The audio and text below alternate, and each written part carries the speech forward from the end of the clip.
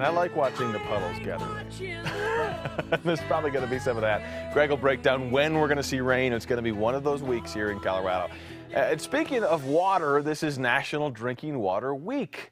How well do you know the water that comes out of your tap? Or do you stick with bottled water? You know, Colorado actually plays a pretty big role, not just in our state's water supply, but the country's water supply. The headwaters of 4 major rivers are right here: the Platte, Arkansas, the Rio Grande, and of course, the Colorado.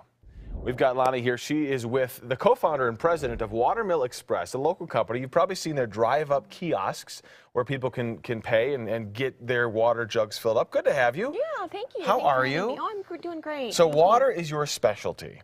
And I was asking you this earlier. I mean, how much of a difference is there from the stuff out of my tap and maybe the stuff that you guys sell, or even the stuff I get out of my refrigerator?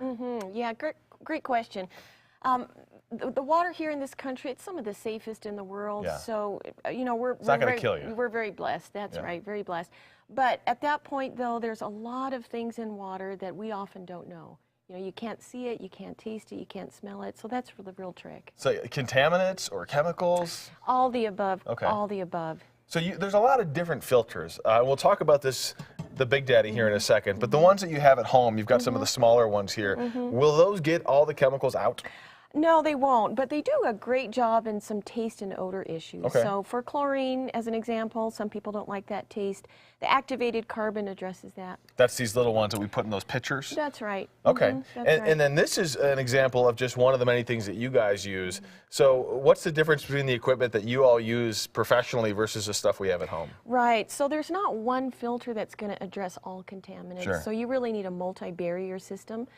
This is an ultraviolet disinfection unit, and if you combine that with, say, a reverse osmosis membrane and other components, makes a high-quality water. Interesting. And so do you think people should be filtering everything they drink?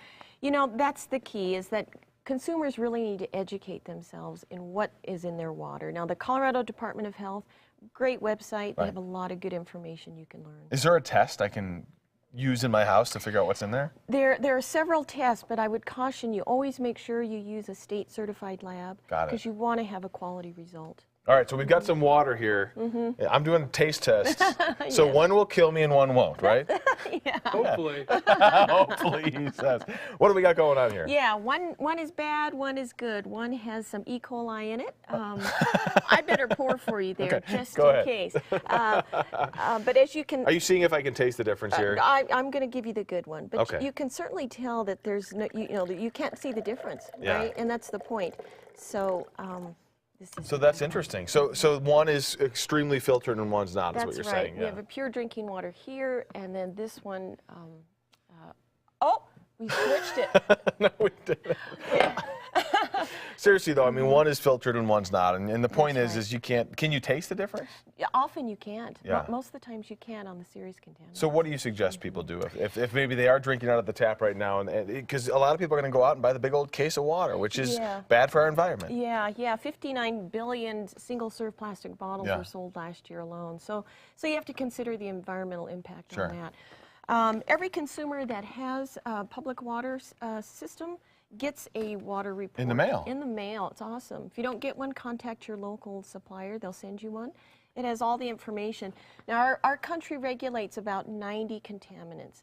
So there are some concerns that there's a vast number of unregulated Got it. contaminants. So you want to be educated to understand that. All right. Should I go out and buy a filter, or go out and buy filtered water from people like you guys, or what do you recommend? I think it goes back again to educating yourself. Knowing because what's in there's- there, There's yeah. so many different things in your water. So I would start with a test and really just methodically go that route. Thank you so much. Thank Lots of you. great information about the stuff that we're supposed to drink, 8 glasses a day, Greg? I mean, we're supposed to drink a lot of it, and if it's not the best stuff in the world, you got to be getting the filtered stuff. Yeah, absolutely. Especially when you're consuming that much, of course.